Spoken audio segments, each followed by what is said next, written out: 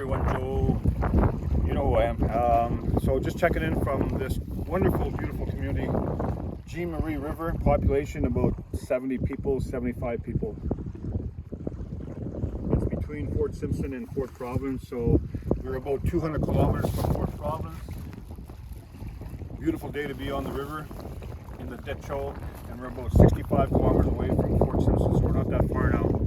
And we went up to speak to an elder and offer them some tobacco for taking the time to meet with our wonderful guests. And then she gave us this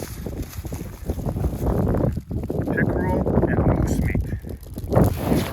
Wow, we are so lucky to have this. So we're going to have some traditional foods in a couple days. And yeah, anyway, so just check it in.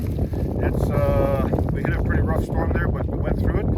And now as you take a look, 1, 2, 3, we are ready to roll from Mackenzie on back on the Mackenzie River, the Decho. Next stop, Fort Simpson.